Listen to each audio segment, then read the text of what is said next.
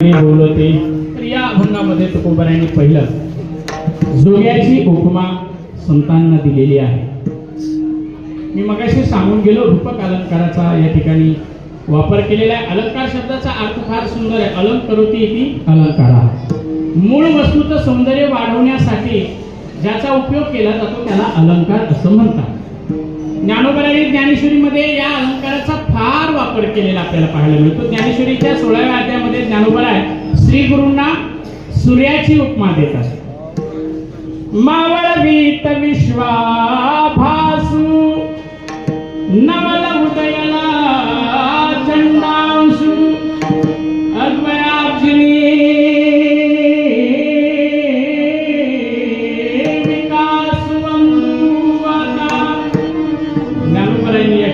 श्री गुरुंना तुम्ही सूर्या समान आहात.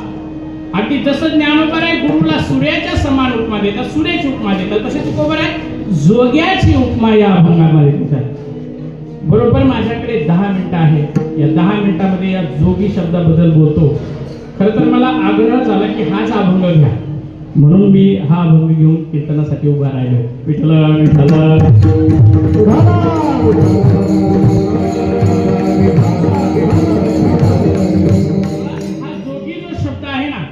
मराठी भाषेतला नाहीये.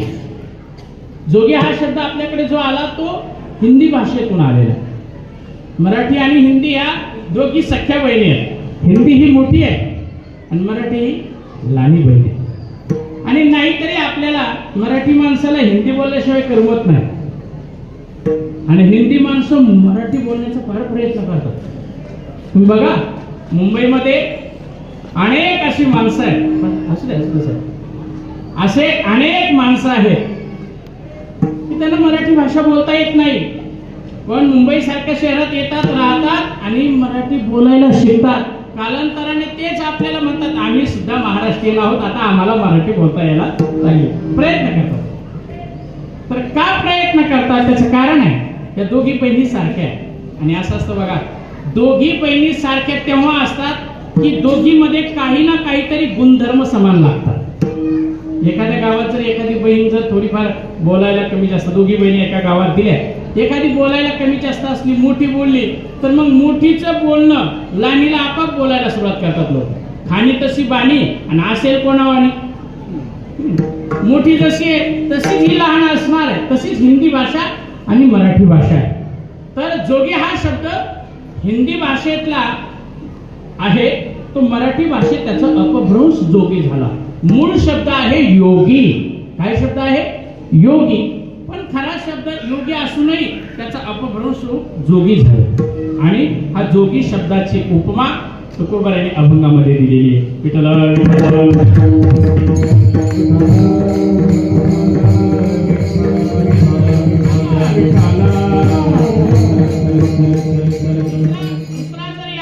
जोगी शब्दाचा थोडा विचार जर आपण केला तर महाराष्ट्र भूमीमध्ये जोगी एक जात आहे.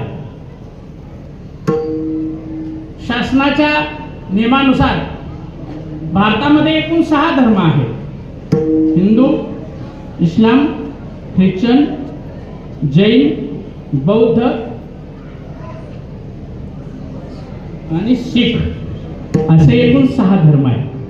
भारतामध्ये एकूण मुख्य 3000 जाती आहेत आणि उपजाती सह धरलं तर 45,000 एकूण भारतामध्ये जाती आहेत. महाराष्ट्राचा जर थोडासा आपण मागोवा घेतला तर महाराष्ट्रामध्ये अंदाजे 350 ते 400 जाती महाराष्ट्रामध्ये आहेत. या सगळ्या जातीमध्ये एक जात आहे, तिचं नाव आहे जोगी.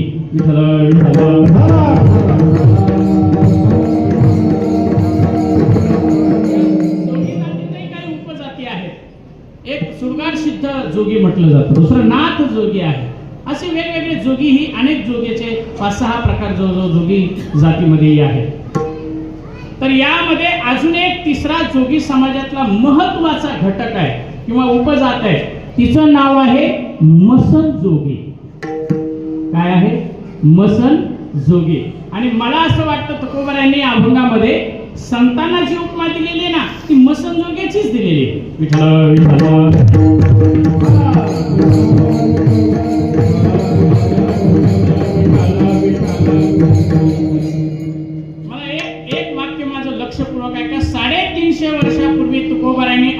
अभंगामध्ये जोगी हा शब्द जर जातीच्या अनुषंगाने घेतला असेल तर तुकोबरांनी 350 वर्षापूर्वी आपल्या अभंगात जोगी समाजाला या ठिकाणी समाजाचा उल्लेख करून त्या जातीला एक प्रकारे न्यायच दिलेला आहे.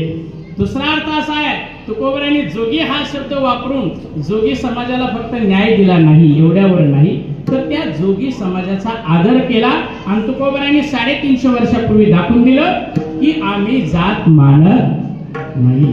हे तुकोबरांनी आम्हाला 350 फक्त सांगितलं नाही तर कृतीने डायरेक्ट अभंगामध्ये जोगी जातीचा काय केला, उल्लेख केला. यातायाती धर्म नाही विष्णुदासा. ज्ञानोबरांचं वर्णन करताना नाथ महाराजांनी अभंग लिहिला फार सुंदर आहे. न पाहियाती मुळाचा विचार, न पाहियाती मुळाचा विचार.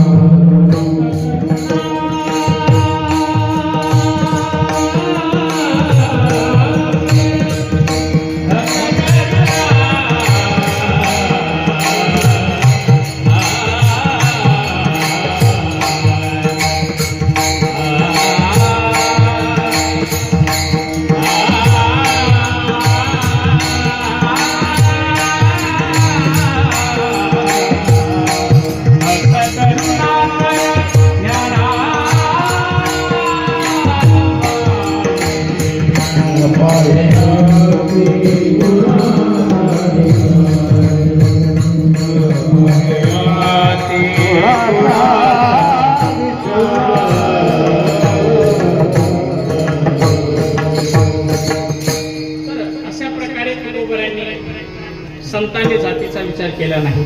या जोगी समाजाचं थोडं वैशिष्ट्य एक 2 मिनिटात सांगायचं झालं तर यांचं कार्य या समाजातलं फार अनन्य साधारण आहे.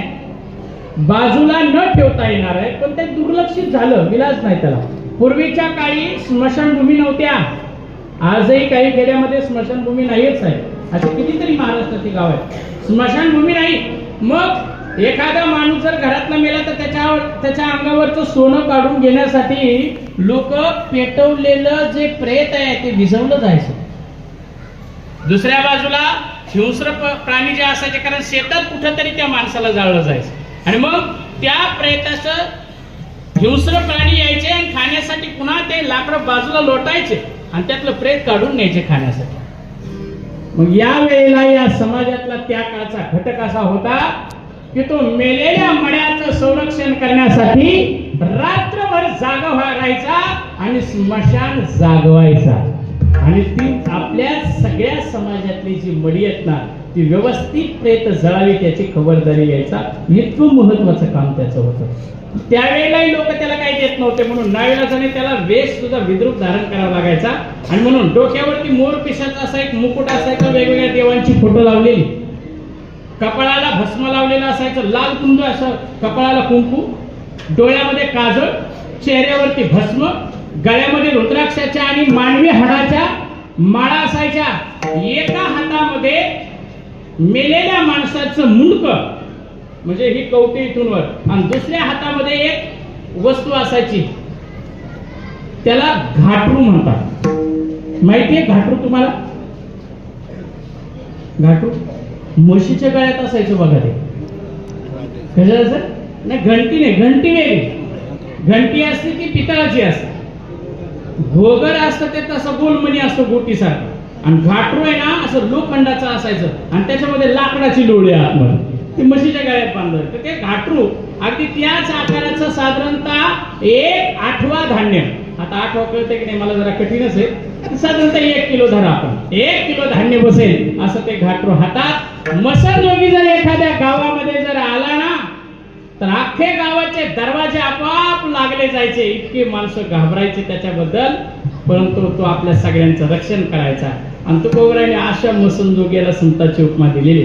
तर मी तुम्हाला अगोदरच सांगितलं, उपमान आणि उपमेय या दोघांमध्ये काहीतरी साधर्म्य असल्याशिवाय ती उपमा अलंकार शोभत नाही, शोभून दिसत नाही. तर काय असं दोघांमध्ये साधर्म्य आहे? उपमान उपमेय हो, फार सुंदर हे वाक्य त्या संदर्भात वापरलं जातं. उपमान उपमेय हो साधर्म्यम वाच्यम उपमा. तर दोघांमध्ये काहीतरी साधर्म्य. तर दोघात साधर्म्य बघा, इतर समाजापेक्षा मसनजोग्याचा जो पोशाख आहे तो वेगळा. अगदी याच न्यायाने इतर समाजापेक्षा संतांचा आणि महाराज मंडळीचा पोशाख आजही वेगळाच आहे. एक. दुसरं, मसनजोगी कधीच एका जागी थांबला नाही, थांबत नाही, मग भटकनते. महाराज लोक तरी कधी एका जागेवर थांबतात सांगा बरं भाऊ? महाराज लोकांना घरचं खायलाच मिळत नाही, सारखं बाहेर भटकंती चालू असते. दुसरं आणि तिसरं सगळ्यात महत्वाचं, हा स्मशानजोगी रात्रभर जागे राहून स्मशान जागवायचा आणि संत या समाजाला जाग करण्याचं काम करतात. आणि म्हणून तुकोबारायांनी अभंगामध्ये जोग्याची उपमा दिलेली आहे. जगजोगी जगजोगी 2 वेळा वापरला. पहिला, आम्ही इथले नाही पण यांच्यासाठी आलो म्हणून जगजोगी, पहिला शब्द, ठीक आहे. मग आम्ही कुठले, तुम्हाला सगळे प्रमाण माहिती आहे. आलो म्हणे तुका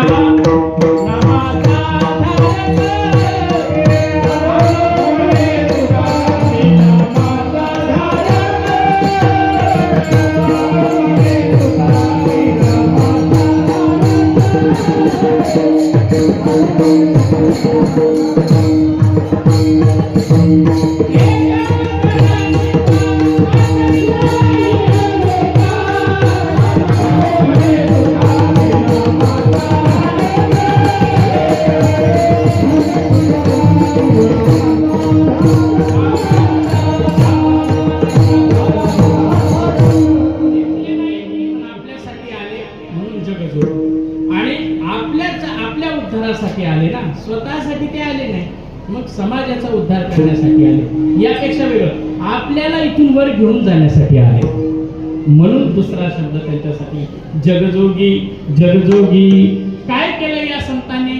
जागे जागे बोलते, सगळ्यांना जाग केलं. आणि मला वाटतं हे जागे करण्याचे अभंग आपल्या सगळ्यांनाच माहिती आहे. उठा जागे भारे आता जागा रे बाई, ऐसे जागविले अवघे जना होते संचित ते गेला तुका म्हणे तुवरी बोल बोला वासी विसरू नका. या सगळ्या समाजाला जागे करण्याचं काम केलं. मी 2 मिनिटात माझी सेवा समाप्त करतोय. कशा कशा संदर्भात संतांनी आपल्याला जाग केलं तेवढी फक्त नाव सांगतो. पहिल्या संतांनी आपल्याला जाग केलं आहाराच्या संदर्भात. काय खायचं हे जर आपल्याला कोणी सांगितलं असेल तर ते संतांनी सांगितलं. ह्याची प्रमाण आहेत सगळी आपल्याला माहिती आहे. युक्त आहारापासून सगळे बघत नाही. संतांनी पहिला आपल्याला आहाराविषयी जाग केलं. दुसरं संतांनी आपल्याला व्यसनाविषयी जाग केलं. तिसरं संतांनी आपल्याला शरीरा संबंधाने जाग केलं. चौथं संतांनी आपल्याला विकाराविषयी जाग केलं. 5वं संतांनी आपल्याला दोषाविषयी जाग केलं. 6वं संतांनी आपल्याला सगळ्यात महत्वाचं व्यवहाराच्या संदर्भात जाग केलं. आणि अभंगाच्या स्वरूपात जागे जागे 2 वेळा शब्द आला ना, तर त्याच्या संदर्भात संतांनी आपल्याला पहिलं कर्तव्य जागृती दिली आणि दुसरी संतांनी आपल्याला स्वरूप जागृती दिली. स्वरूप जागृती म्हणजे काय? तर तू जीव नाही, तू देव आहेस ही जागृती. तू सच्चिदानंद स्वरूप आहेस ही तुझी स्वरूपाची जाणीव आपल्याला संतांनी खऱ्या अर्थाने दिली. आणि म्हणून जागे जागे बोलती. एकदा का एखाद्याला स्वरूपाविषयी जागृती झाली ना की मग त्याला या संपूर्ण जगामध्ये जीव दिसत नाही, मग संपूर्ण जगात त्याला देव दिसतो. जागता जगदेव, बघा किती सुंदर शब्द आहे. जागता, जाग झाल्याशिवाय नाही. जागता जगदेव, एकदा का जागा झाला ना की त्याला संपूर्ण जगात काय दिसतो? जागता जगदेव. काही माणसं म्हणले असतील तुकोबारायला आम्हाला पाहायचंय, काय करावं लागेल? तुकोबाराय म्हटले राखा काही भाव, भाव राखा, तुम्हालाही जगातला देव दिसेल. एकदा तो देव दिसला की आपल्या परिसरामध्ये असणारे आपलं संरक्षण करणारे जे रक्षपाळ देवता आहेत ना त्यांचं पूजन करा. अवघा क्षेत्रपाळ पूजावा सकळ. त्याची पूजा कशी करायची? पूजा पत्र काही फलपुष्प तोय. आणि आणि तुकोबराने पुन्हा आपल्याला सावधान केलं, बाबा पुन्हा पुन्हा हा जन्म नाही, सावध हो, या जगातला देव ओळख आणि त्याची पूजा कर, कारण पुन्हा पुन्हा हा देह नाही, अनेक दिवसांनी हाती लागलेला आहे. बहुता दिवसा फेरा आला या नगरा, नका घेऊ भार, अहंकाराचा भार घेऊ नका. धर्म तोची सार, धर्म या जगातला सार आहे, त्याचं व्यवस्थित अनुकरण करा आणि सगळ्यात शेवटी तुकोबराद्वारा या जगदेवाशी अनन्य राहण्याचा आणि धर्माशी अनन्य राहण्याचं दान तुम्ही मागा.